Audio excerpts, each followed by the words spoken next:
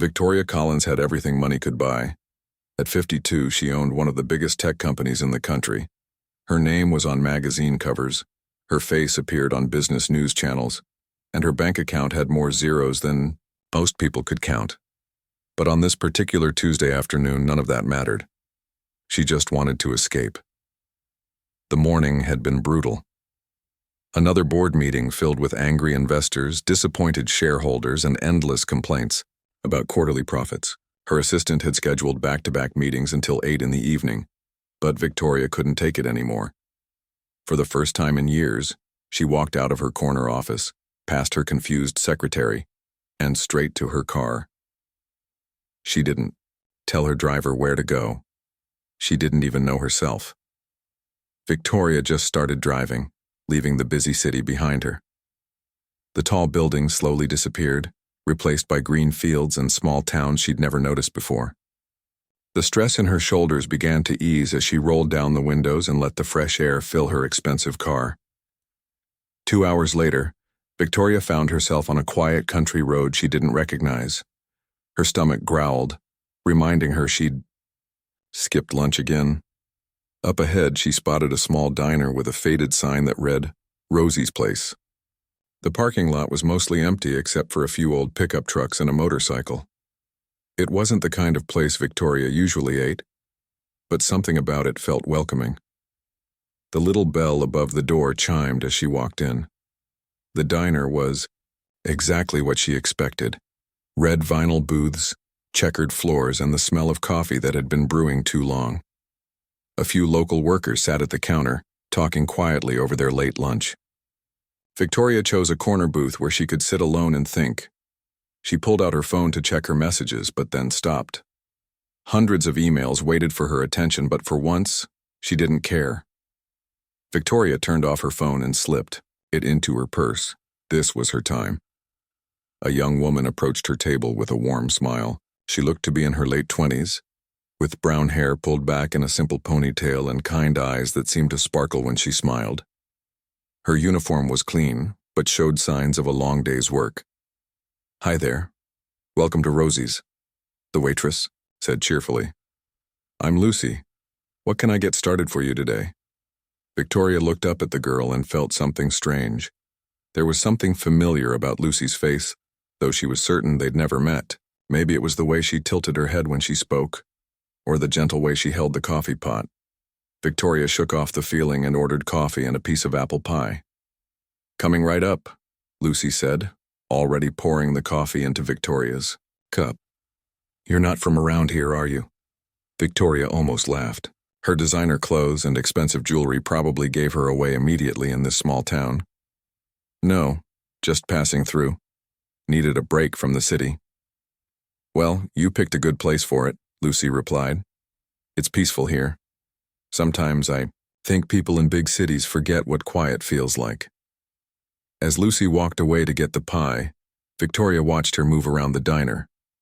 She had an easy way with the other customers, laughing at their jokes and remembering how they liked their coffee. There was something special about this girl, something that made Victoria want to keep watching her. When Lucy returned with the pie, she lingered by the table. "Mind if I ask what you do in the city? You look important." Victoria almost told her the truth, then stopped. For once, she didn't want to be the famous CEO. She didn't want people to treat her differently because of her money. "I work in business," she said simply. "Must be stressful," Lucy said, refilling Victoria's coffee cup. "You look like you carry a lot on your shoulders." The comment surprised Victoria. Most people saw her success and power, but this young waitress saw her tiredness. "Some days are harder than others," Victoria admitted. Lucy nodded knowingly. "I get that. Life has a way of piling things on sometimes." She paused, then added, "But good coffee and apple pie can fix a lot of problems, even if just for a little while." Victoria found herself smiling for the first time all day. "You might be right about that." As Lucy reached across the table to straighten the sugar container, her sleeve pulled back slightly. Victoria glanced down and felt her heart stop. There on Lucy's wrist was a small tattoo of a crescent moon with a star nestled inside it. The design was delicate and beautiful, but that wasn't what made Victoria's blood run cold. 28 years ago, Victoria had held a baby girl for exactly 3 hours before giving her up for adoption. In those precious few hours, she'd memorized every detail of her daughter's tiny face, every finger, every toe. Most clearly, she remembered a birthmark on the baby's wrist, a natural mark that looked exactly like a crescent moon with a star inside. Victoria's hands began to shake. She stared at the tattoo, her mind racing. It couldn't be possible. The adoption had been closed. She'd never been allowed to know where her daughter went or what happened to her. For 28 years, she'd wondered if her little girl was happy, if she was loved, if she even knew she was adopted. "Are you okay?" Lucy asked, noticing Victoria's pale face. "You look like you've seen a ghost." Victoria tried to speak but couldn't find her voice. The coffee cup rattled in her hands as she set it down. This couldn't be happening. Not here, not now, not like this. "Ma'am, are you feeling all right?" Lucy asked again, genuine concern in her voice. "Should I call someone?" I'm fine," Victoria managed to whisper, though she was anything but fine. Her whole world had just turned upside down. She fumbled in her purse for money, pulling out a $20 bill for a meal that cost less than $10. "This is too much," Lucy protested, but Victoria was already standing up. "Keep the change," Victoria said, her voice shaky. She needed to get out of there before she said something she couldn't take back. She needed time to think, to process what she'd just seen. As Victoria hurried toward the door, Lucy called after her, "Drive safely, come back any time." Victoria practically ran to her car, her heart pounding so hard she could hear it in her ears. She sat in the driver's seat for several minutes, trying to calm down. This was crazy. She was letting her imagination run wild. Lots of people had crescent moon tattoos. It didn't mean anything. But as she drove away from Rosie's place, Victoria couldn't stop thinking about Lucy's kind eyes, her gentle smile, the way she'd noticed Victoria's stress without being asked. And that tattoo, that perfect replica of the birthmark she'd kissed goodbye 28 years ago. By the time Victoria reached the city, she'd made a decision. She had to know the truth. She had to find out if the sweet waitress at Rosie's place was the daughter she'd never stopped thinking about. Even if it broke her heart all over again, she had to know. That night, Victoria didn't sleep. She stood by her penthouse window, looking out at the city lights, and for the first time in decades she allowed herself to hope. Maybe, just maybe, fate had given her a second chance at the one thing money couldn't buy: her daughter's love. Victoria couldn't focus on anything the next morning. She sat in her office chair, staring blankly at contracts worth millions of dollars. But all she could think about was Lucy's smile and that tattoo. Her assistant knocked on the door 3 times before Victoria even heard her. "Mrs. Collins, the Tokyo meeting starts in 5 minutes, her assistant said, looking worried. Victoria never missed important calls, especially ones worth $50 million. "Cancel it," Victoria said without looking up. Her assistant's eyes went wide. "Cancel it? But Mrs. Collins, this deal has been in the works for months." "I said cancel it. Tell them we'll reschedule." Victoria's voice was firm but distant. She had more important things to worry about than business deals right now. After her confused assistant left, Victoria picked up her phone and dialed a number she hadn't used in years. The voice that answered was gruff and professional. "Daniel Rodriguez, private investigator." "Daniel, it's Victoria Collins. I need your help with something personal." Daniel had worked for Victoria before, handling delicate matters that required complete privacy. He was expensive, but he was also the best at what he did, and more importantly, he kept his mouth shut. "What do you need, Mrs. Collins?" "I need you to look into someone for me. A young woman named Lucy who works at a diner called Rosie's Place, about 2 hours outside the city. I need to know everything about her background, especially anything about her adoption." There was a pause on the other end. Daniel had been in this business long enough to know when something big was happening. "How deep do you want me to go?" "As deep as necessary. But Daniel, this needs to stay completely private. No one else can know about this investigation. No one." "Understood. Give me a week." Victoria hung up the phone and tried to go back to work, but it was impossible. Every few minutes, her mind wandered back to the diner. She found herself wondering what Lucy was doing right now. Was she serving coffee to other customers? Did she go home to a family? Was she happy? The questions tormented Victoria for the entire week. She snapped at her employees, missed 2 more important meetings, and barely slept. Her friends started asking if she was feeling all right, but Victoria couldn't tell anyone what was really going on. How could she explain that she might have found the daughter she gave away 28 years ago? Finally, Daniel called. "I have the information you requested. Can you meet me at the usual place?" They met at a quiet coffee shop downtown where they'd conducted business before. Daniel slid a thick folder across the table to Victoria. Her hands trembled slightly as she opened it. "Her full name is Lucy Martinez," Daniel began. "She's 28 years old, born on March 15th. She was adopted as an infant through Hope Springs Adoption Agency." Victoria's breath caught. Hope Springs was the exact agency she'd used all those years ago. It couldn't be a coincidence.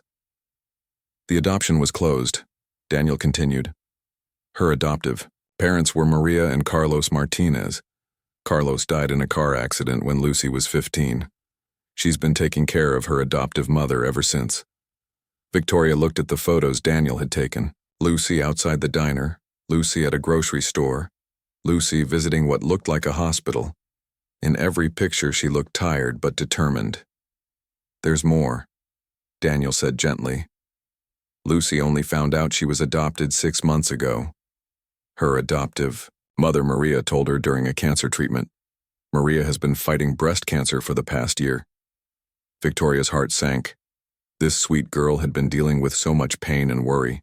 "Lucy's been working double shifts at the diner to pay for her mother's medical bills," Daniel continued. "The insurance doesn't cover everything and they've fallen behind on payments. The hospital has been threatening to cut off Maria's treatment." Victoria felt tears forming in her eyes. Here was this young woman, possibly her own daughter, struggling to save the only mother she'd ever known, while Victoria sat in her $1 million office worrying about business deals. "What about Lucy's father, Carlos?" Victoria asked. "Good man from what I could find. He was a mechanic, worked hard, loved his family. When he died, he left behind a small life insurance policy, but most of that money went to his funeral expenses."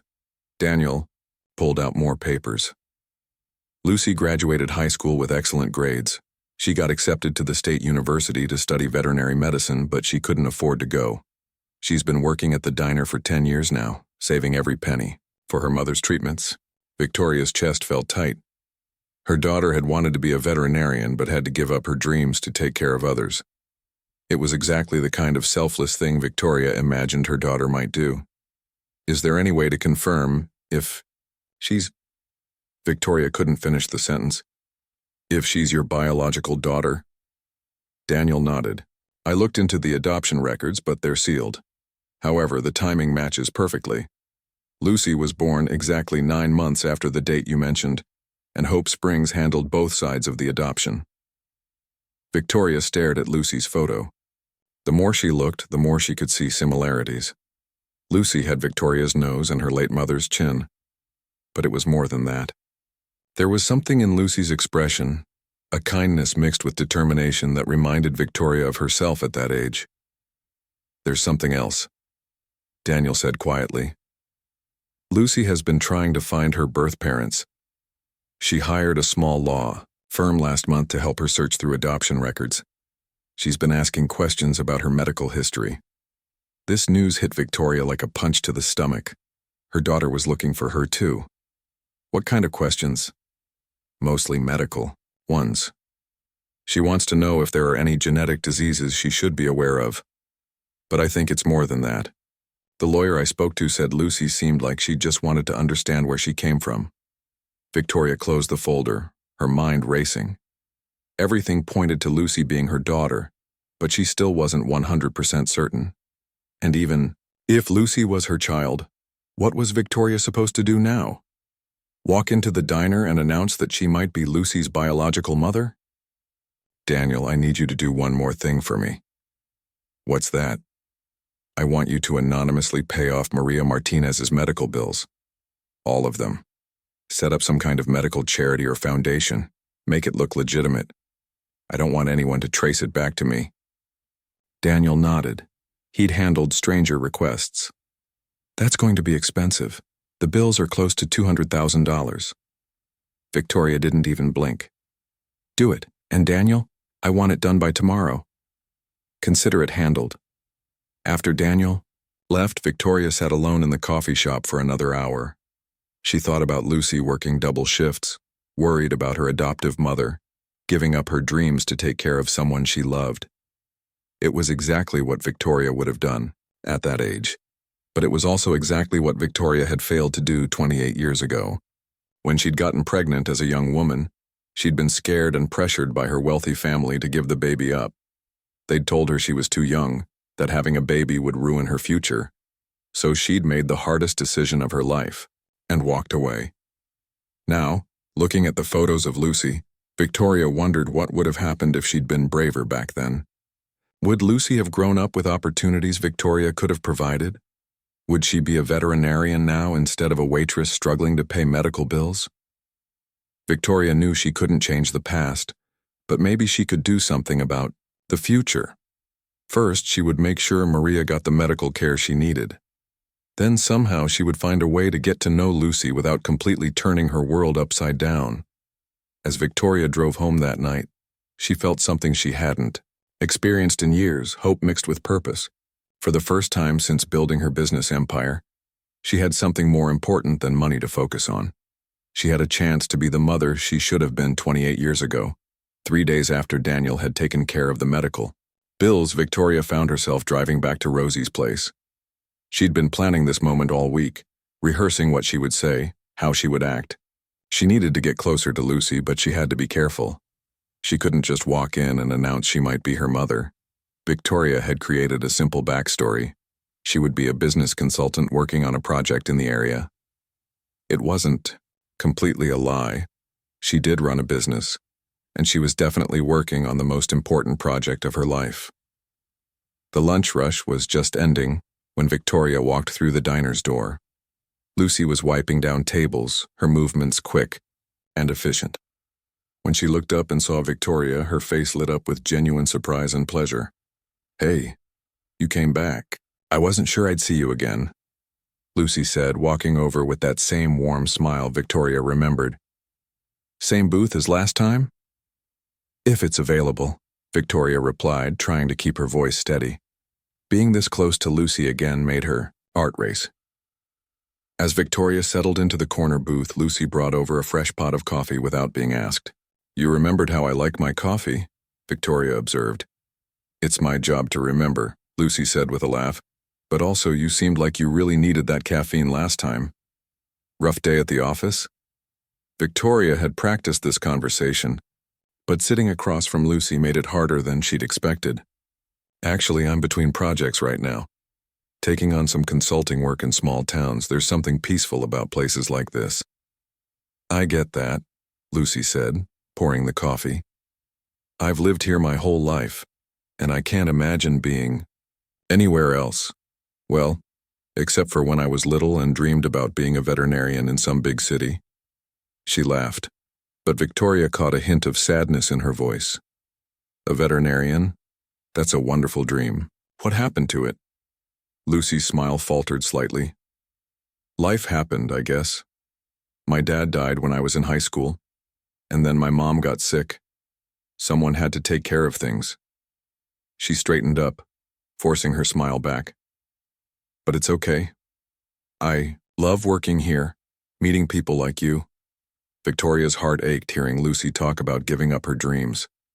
She wanted to tell her that it didn't have to be that way, that dreams could still come true, but she couldn't, not yet. "Your mother, is she feeling better?" Victoria asked carefully. Lucy's eyes widened in surprise. "Actually, yes. Something amazing happened this week. A medical charity called the Hope Foundation contacted the hospital and paid off all of Mom's bills. Can you believe that? All of them, just gone." Victoria had to work hard to keep her expression neutral. "That's incredible. What a blessing." I cried for 2 hours when the hospital called, Lucy continued, her eyes getting misty. I've been so scared that we'd lose the house or that Mom wouldn't be able to get her treatments, but now she can focus on getting better instead of worrying about money. Your mother raised a wonderful daughter, Victoria said softly. She must be very proud of you. Lucy blushed. She's the best. She worked 2 jobs to put me through high school after Dad died. Everything I am I owe to her. She paused, then added quietly, though sometimes I wonder about my birth parents. I just found out I was adopted a few months ago. Victoria's coffee cup froze halfway to her lips. You were adopted? Yeah, Mom told me during one of her chemo sessions. She said she'd been meaning to tell me for years but never found the right time. Lucy sat down across from Victoria, apparently not worried about other customers at the moment. It's weird, you know? 28 years of thinking you know who you are and then finding out there's this whole other part of your story. Are you looking for them? Your birth parents? Lucy nodded slowly. I hired a lawyer to help me search, but the records are sealed. I'm not even sure I want to meet them. I mean, what if they don't want to see me? What if they gave me away because they didn't want me in the first place? Victoria felt tears threatening to spill over. If only Lucy knew how wrong she was. Maybe they were just young and scared. Maybe they thought they were giving you a better chance at life. Maybe, Lucy said, but she didn't sound convinced. The lawyer said most birth parents who give up children never stop thinking about them. But then why haven't they tried to find me? Because the adoption was closed, Victoria thought. Because I tried for years and hit nothing but dead ends. Because I've thought about you every single day for 28 years. Out loud, she said, perhaps they have tried. These things can be complicated. Over the next 2 weeks, Victoria became a regular at Rosie's place. She came in 3 or 4 times a week, always requesting Lucy's section, always ordering simple meals and staying longer than necessary. She told Lucy she was working on a comprehensive report about small-town businesses, which explained why she was always in the area. During these visits, Victoria learned more about her daughter than she'd ever dared hope. Lucy loved animals, especially stray cats that hung around the diner's back alley. She fed them scraps from the kitchen and had even taken a few to the vet when they were injured. Victoria secretly arranged for the local animal shelter to receive a large anonymous donation to help with veterinary costs. Lucy also mentioned that she volunteered at the community center on weekends, helping elderly residents with their grocery, shopping, and basic household tasks. She organized food drives during the holidays and had started a small reading program for kids whose parents worked long hours. You do all this volunteer work on top of working here full-time? Victoria asked one afternoon. It doesn't feel like work when you're helping people, Lucy replied. Besides, this community took care of me and Mom when Dad died. It's only right to give back. Victoria was amazed by Lucy's generosity and work ethic. Even struggling financially, Lucy thought about others first. It reminded Victoria of her own grandmother, who had always said that true wealth came from what you gave away, not what you kept. During another visit, Lucy mentioned that her mother was responding well to treatment, and that the doctors were optimistic. She's been talking about traveling when she gets better, Lucy said with a bright smile. She wants to see the Grand Canyon. She's lived her whole life in this town and has never been anywhere. Victoria made a mental note to anonymously arrange for Maria to receive a travel voucher, but she had to be careful. Too many coincidental, good things happening might make Lucy suspicious. The hardest part was the growing friendship between them. Lucy had started looking forward to Victoria's visits, often saving her favorite booth and making sure the apple pie was fresh when Victoria arrived. She would sit and chat during slow periods, treating Victoria like a trusted friend rather than just another customer. You're different from most business people I've met, Lucy told her one day. You actually listen when people talk. Most consultants who pass through here act like they're too important to chat with the local waitress. Maybe I'm not like most business people, Victoria replied, which was certainly true. I feel like I can talk to you about anything, Lucy continued. It's nice having someone to share things with. Sometimes this town can feel pretty small when you're trying to figure out your life. Victoria's guilt was eating her alive. Every day. She was lying to this sweet, trusting girl who was beginning to see her as a friend. But she was also getting to know Lucy in a way she never could have if she'd simply announced who she was. She was seeing her daughter's character, her kindness, her strength, and her dreams. The question was, how long could she keep this up before Lucy discovered the truth? And when that moment came, would Lucy forgive her for the deception? Or would she lose her daughter forever before she'd even really found her? After 3 weeks of regular visits to Rosie's place, Victoria knew she was running out of time. Lucy had started asking more detailed questions about her consulting work, and Victoria was running out of believable answers. Even worse, she was growing attached to their friendship, which made the lying even harder. On a quiet Thursday afternoon, Victoria sat in her usual booth, pushing apple pie around her plate instead of eating it. Lucy had been watching her with concern for the past 20 minutes. "Okay, what's wrong?" Lucy finally asked, sliding into the booth across from Victoria. "You've been staring at that pie like it insulted your mother." Victoria looked up, surprised by Lucy's directness. "What do you mean?" "Come on. I've been serving people for 10 years. I know when someone has something heavy on their mind." Lucy leaned forward, her voice gentle. "You've been coming here for weeks, and today you look like you haven't slept in days. What's going on?" Victoria felt trapped. Lucy's kindness was making everything worse. How could she keep lying to someone who cared enough to notice when she was struggling? "It's complicated," Victoria said weakly. "Try me," Lucy replied with a small smile. "I'm pretty good with complicated." Before Victoria could answer, Lucy continued, "You know what I think? I think you're not really a consultant, at least not the kind you pretend to be." Victoria's heart stopped. "What makes you say that?" "Little things," Lucy said, counting on her fingers. "Your clothes are too expensive for someone doing small-town research. Your car costs more than most people make in 5 years. And yesterday I saw you tip Jenny at the gas station $100 just for checking your oil." Victoria realized she'd been sloppy. In her eagerness to be generous, she'd forgotten to act like someone with normal amounts of money. "Also," Lucy continued, "you ask a lot of personal questions for someone writing a business report, and you seem to know things about this town that a stranger shouldn't know." "Lucy, I can explain," Victoria started, but Lucy held up her hand. "There's more. Remember when you asked about my adoption?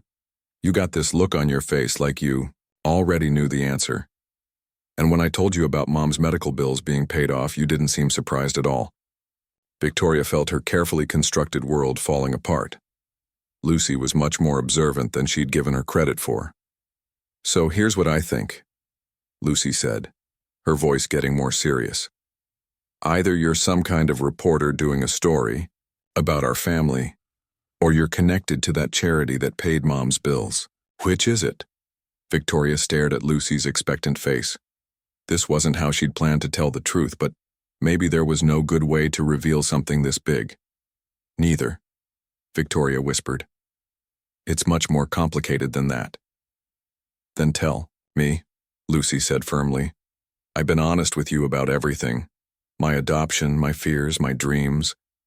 Don't I deserve the same honesty back?" Victoria felt tears building in her eyes. Lucy was right. She did deserve the truth. But Victoria was terrified of what would happen when she told it. "Can we go somewhere private?" Victoria asked. "This isn't a conversation for a public place." Lucy looked around the nearly empty diner, then back at Victoria. "My shift ends in an hour. Meet me in the parking lot?"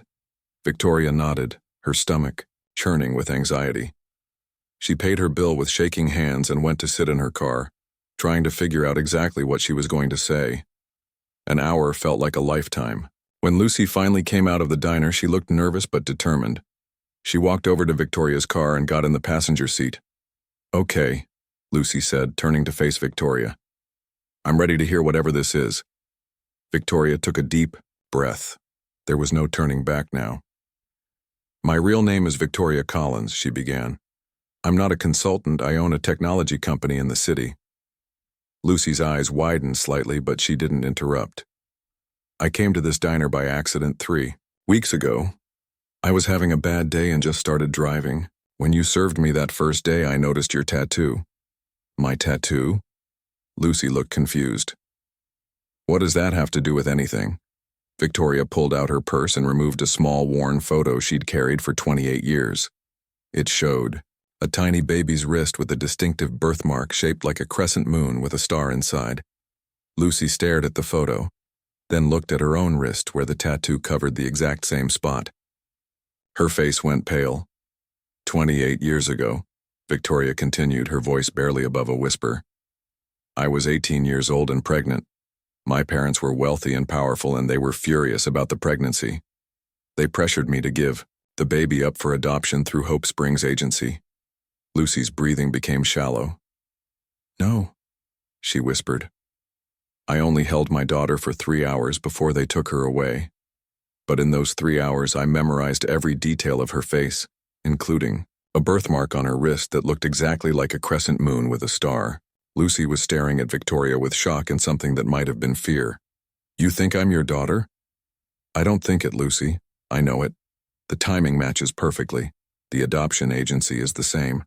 And that tattoo covers the exact birthmark I kissed goodbye 28 years ago. For a long moment, neither of them spoke. Lucy stared at the photo, then at Victoria, then back at the photo. This is crazy, Lucy finally said. This can't be real. I hired a private investigator to confirm it, Victoria admitted. Everything checks out. You were born on March 15th, adopted through Hope Springs, raised by Maria and Carlos Martinez. Lucy's expression changed from shock to anger. You investigated me? Without telling me? I had to know for sure before you what? Before you played with my emotions. Before you pretended to be my friend while lying about who you were? Lucy's voice was getting louder. Lucy, please let me explain. Explain what? That you've been lying to me for weeks? That while I was telling you my deepest fears about being unwanted by my birth parents, you knew the whole time that you were one of them? Victoria felt tears streaming down her face. I wanted to tell you the truth, but I didn't know how. I was scared you'd reject me. So instead, you decided to manipulate me? To trick me into liking you before revealing who you really were? That's not what I was doing, Victoria protested. I wanted to get to know you to see what kind of person you'd become. And what? Was I some kind of test? Did I pass your inspection? Lucy's voice was full of hurt and anger. No, it wasn't like that. Lucy, you're everything I could have hoped for in a daughter. You're kind and generous and strong. Stop, Lucy said firmly. Just stop talking. She sat in silence for several minutes, staring out the windshield. Victoria didn't dare speak, afraid of making things worse. Finally, Lucy turned back to her. The charity that paid Mom's medical bills, that was you, wasn't it? Victoria nodded miserably. And probably the animal shelter donation and the new playground equipment at the community center, and the mystery scholarship that showed up at the high school last week. Victoria nodded again. Lucy laughed, but there was no humor in it. So, you've been playing fairy godmother while pretending to be my friend. Do you have any idea how that makes me feel? I was trying to help, Victoria said weakly. You were trying to buy my affection, Lucy shot back. Did you think that if you threw enough money around, I'd be grateful when you finally told me the truth? That's not why I did it. I did it because I love you. The words hung in the air between them. Lucy stared at Victoria with tears in her own eyes now. You don't even know me, Lucy said quietly. You've been lying to me since the day we met. How can you say you love me? Victoria's heart was breaking. This was going even worse than her worst fears. I know I've handled this badly. I know I should have told you the truth from the beginning. But Lucy, I've thought about you every single day for 28 years. Every birthday, every Christmas, every milestone. I wondered what you were doing and if you were happy. Lucy wiped her eyes with the back of her hand. Then why did you give me away in the first place? The question Victoria had been dreading, the one she'd been asking herself for decades. Because I was 18 and scared, and my parents convinced me I was too young to be a mother. They said you deserved better than what I could give you. Victoria's Voice broke. I've regretted that decision every day of my life. Lucy sat quietly for a moment, processing everything she'd heard. When she finally spoke, her voice was tired. I need time to think about all of this. I need space to figure out how I feel. Of course, Victoria said quickly. Take all the time you need. Lucy opened the car door, then paused. The woman who raised me, Maria Martinez, is the only mother I've ever known. She's the one who stayed up with me when I was sick, who helped me with homework, who taught me right from wrong. She's my real mother. The words stung, but Victoria knew Lucy was right. I understand, Victoria whispered. Do you? Because I don't think you do. Lucy got out of the car, then leaned down to look at Victoria one more time. You had your chance to be my mother 28 years ago. You chose to walk away. You don't get to just show up now and expect everything to be okay. With that, Lucy closed the car door and walked away, leaving Victoria alone in the parking lot with her heart in pieces. Victoria didn't sleep for 3 days after the confrontation in the parking lot. She replayed every word of their conversation, torturing herself with all the things she could have said differently. Lucy's final words kept echoing in her mind. You chose to walk away. You don't get to just show up now and expect everything to be okay. On the 4th day, Victoria's assistant found her sitting in her office at 6 a.m, staring out the window with red, puffy eyes. Mrs. Collins, are you all right? Her assistant asked gently. You've missed every meeting this week. Cancel everything else, Victoria said without turning around. I need some time. Victoria had built her entire life around being in control, making smart decisions and fixing problems with money and power. But this situation couldn't be solved with a business strategy or a check. This required something she'd never been good at: patience and faith. Meanwhile, Lucy was struggling with her own emotions. She'd called in sick to work for 2 days, something she'd never done before. She sat in her small apartment staring at the photo Victoria had shown her. The baby in the picture looked so peaceful, so tiny. It was hard to believe that baby had been her. Her adoptive mother, Maria, noticed Lucy's distress immediately. Despite still recovering from her treatments, Maria's motherly instincts were as sharp as ever. Mija, what's wrong? Maria asked, sitting beside Lucy on the couch. You've been crying for days. Lucy had been dreading this conversation, but she couldn't keep lying to the woman who had raised her. Slowly, she told Maria everything about Victoria's visits to the diner, the deception, and the shocking revelation about her identity. Maria listened without interrupting, her hand gently rubbing Lucy's back the way she had when Lucy was a little girl having nightmares. So she's been taking care of my medical bills all this time? Maria asked when Lucy finished. Yes, and probably half the good things that have happened in this town recently. Maria was quiet for a long time, thinking. Finally, she spoke. Lucy, do you remember when you were 7 and you found that injured bird in our backyard? Lucy nodded, confused by the change of subject.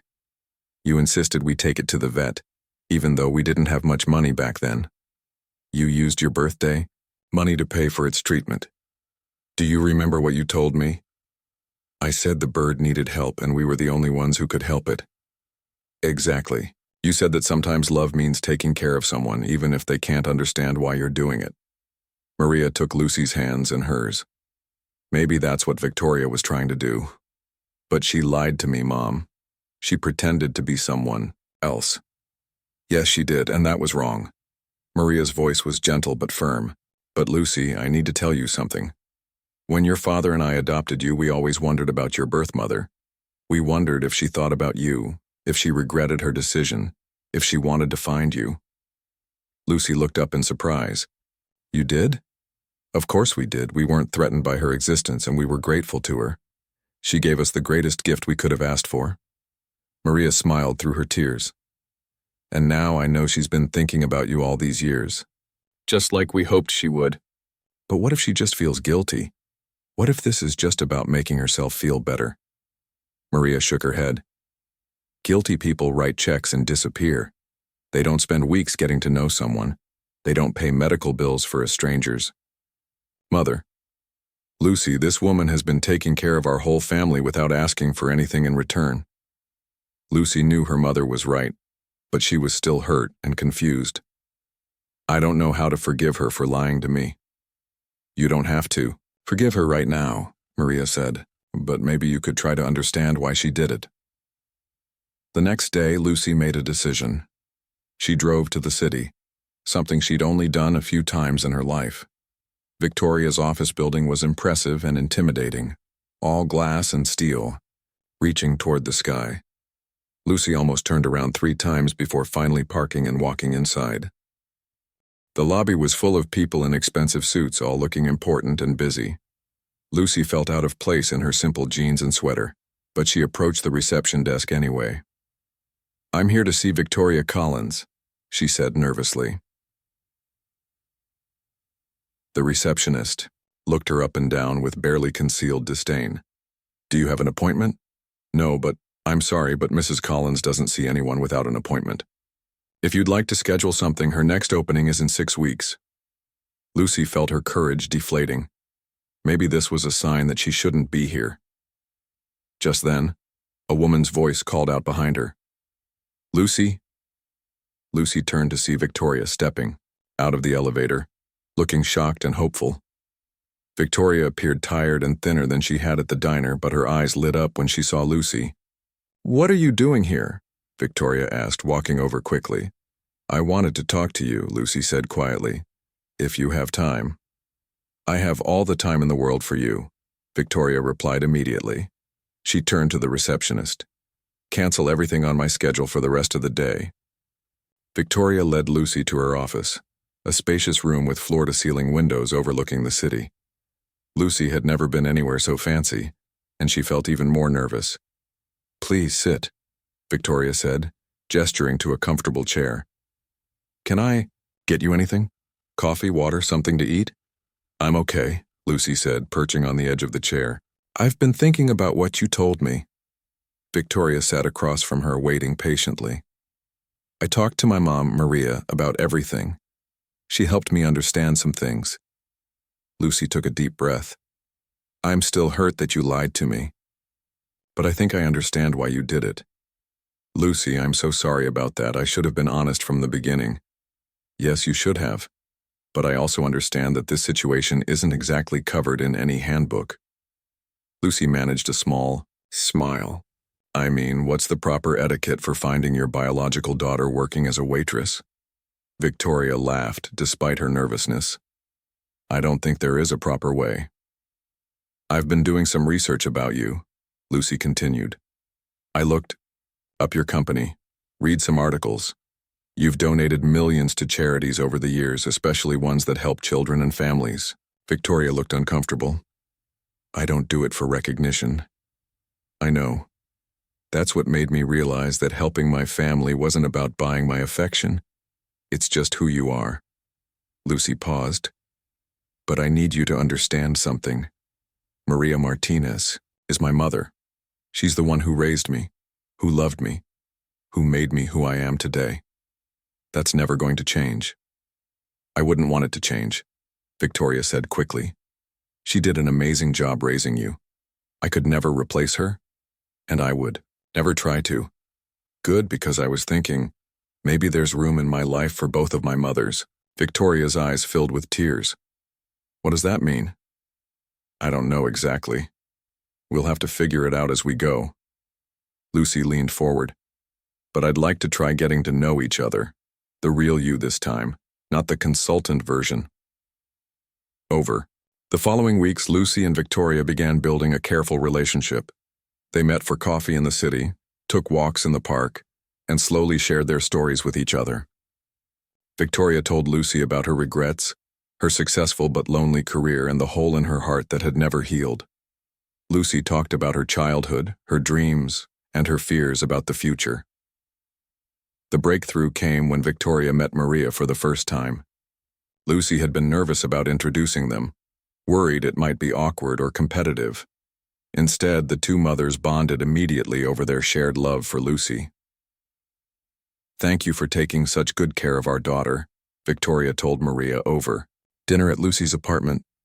"Thank you for giving her to us," Maria replied, "and for taking care of us when we needed it most." Watching her two mothers talk and laugh together, Lucy felt something she'd never experienced before, a sense of completeness. She had a family that loved her, and now that family had grown. The biggest surprise came when Victoria learned about Lucy's abandoned dream of becoming a veterinarian. Without asking permission, Victoria researched veterinary programs and quietly arranged for Lucy to take the entrance exams she'd need. "You did what?" Lucy asked, when Victoria told her about the exams. I know, I should have asked first, but Lucy, you're 28, not 98. It's not too late to follow your dreams." Lucy stared at the exam registration forms. "But the diner and Mom's treatments and the diner will survive with a different waitress. Your mom is getting better every day, and as for the cost," Victoria smiled, "let me worry about that. I can't let you pay for my education. You're not letting me do anything. I'm choosing to invest in my daughter's future." Victoria's voice grew serious. "Lucy, I missed your first steps, your first words, your graduation from high school. I can't get those moments back, but I can be here for your next chapter."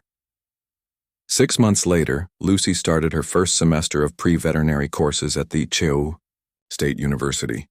She commuted from home so she could still spend time with Maria and help with her recovery. Victoria visited every weekend, sometimes bringing flowers for Maria, sometimes just coming to have dinner with her newfound family. The day Lucy received her acceptance letter to veterinary school, both of her mothers cried tears of joy. Victoria had learned that love wasn't about replacing someone else's role in Lucy's life. It was about adding to the love that already existed. At Lucy's veterinary school graduation ceremony 4 years later, Maria and Victoria sat side by side in the audience, both beaming with pride. Lucy had specifically asked both women to be there for this moment. As Lucy walked across the stage to receive her diploma, Victoria thought about the scared 18-year-old girl she'd been so many years ago. That girl had made an impossible decision out of love, hoping to give her baby a better life. Looking at Dr. Lucy Martinez now, confident, compassionate, and surrounded by people who loved her, Victoria knew that sometimes the hardest choices lead to the most beautiful outcomes. After the ceremony, Lucy hugged both of her mothers tightly. "Thank you," she whispered to Victoria, "for finding me, for being patient with me, and for showing me that families can grow in the most unexpected ways. Thank you for letting me be part of your story," Victoria replied, finally at peace with the choice she'd made 28 years ago, and grateful for the second chance she'd never dared to dream was possible.